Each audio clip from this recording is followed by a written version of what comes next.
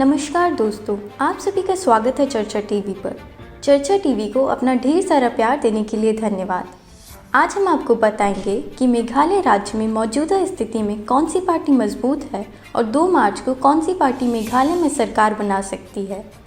चर्चा टीवी ने मेघालय में लोगों से बात करके उनकी नब्ज टटोलने की कोशिश की है और किन मुद्दों पर मेघालय की जनता ने इस बार के चुनाव में वोट किया है। मेघालय के 12 जिलों में 60 विधानसभा सीटें आती हैं।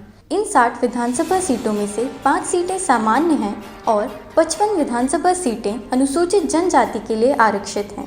मेघालय में लगभग 75% ईसाई, 19% हिंदू, 4% मुस्लिम और 1% अन्य समुदाय की जनसंख्या है।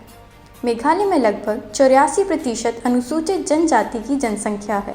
मेघालय में 369 उम्मीदवार चुनाव लड़ रहे हैं। सुशासन प्रदान करने का दावा करने वाली सत्तासीन नेशनल पीपल्स पार्टी 30 से अधिक सीटें लाने का दावा कर रही है। इस बार एनपीपी अपने सहयोगी मुख्य रूप से भाजपा के खिलाफ 56 सीटों पर चुनाव लड़ रही है और वहीं उसे कांग्रेस और तृणमूल कांग्रेस का भी सामना करना पड़ रहा है। नेशनल पीपल्स पार्टी का गठन 2013 में मेघालय के मुख्यमंत्री कॉनराड संगमा के पिता एवं पूर्व लोकसभा अध्यक्ष पूर्णो संगमा के द्वारा किया गया था। मेघालय में साल 2018 में हुए विधानसभा चुनावों की बात करें तो कांग्रेस को सबसे ज़्यादा 21 सीटें मिली थीं।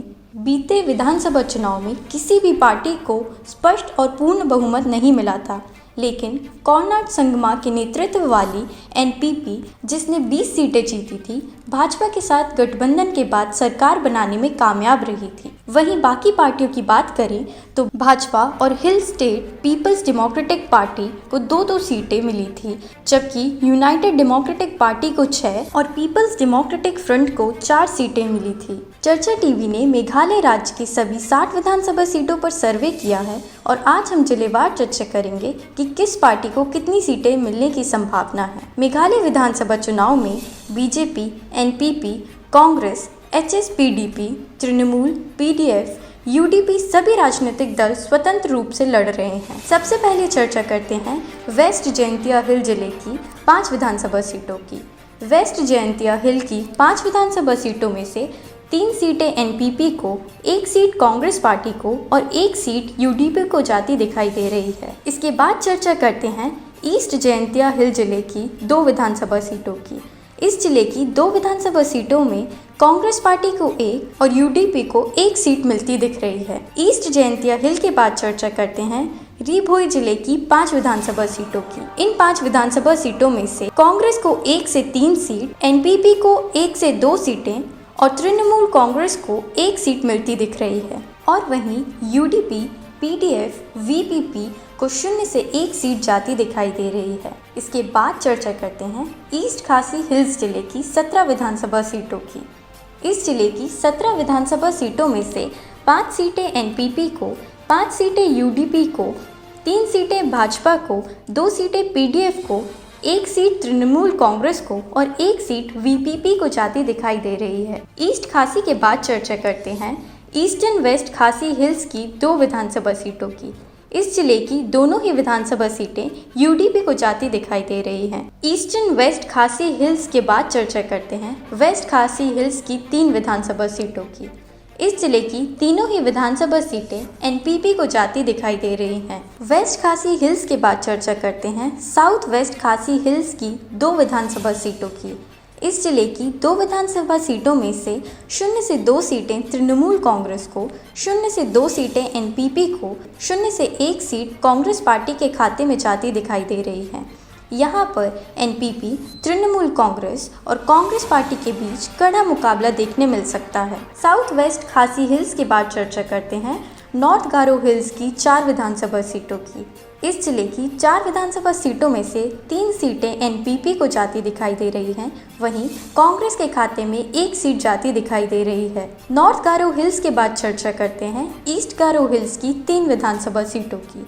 इस जिले की 3 विधानसभा सीटों में से 2 सीटें तृणमूल कांग्रेस को और 1 सीट एनपीपी के खाते में जाती दिखाई दे रही है। ईस्ट गारो हिल के बाद चर्चा करते हैं वेस्ट गारो हिल की 11 विधानसभा सीटों की।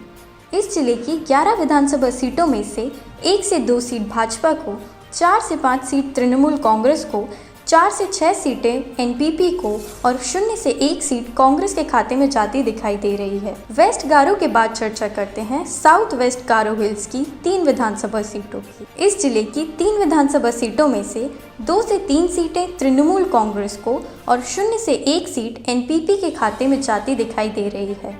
आखिर में चर्चा करते हैं साउथ गारो हिल्स जिले की 3 विधानसभा सीटों की। इस जिले की 3 विधानसभा सीटों में से 1 सीट भाजपा को, 1 सीट एनपीपी को और 1 सीट तृणमूल कांग्रेस को जाती दिखाई दे रही है। तो दोस्तों, हमने मेघालय की सभी 60 विधानसभा सीटों की जिलेवार चर्चा की है।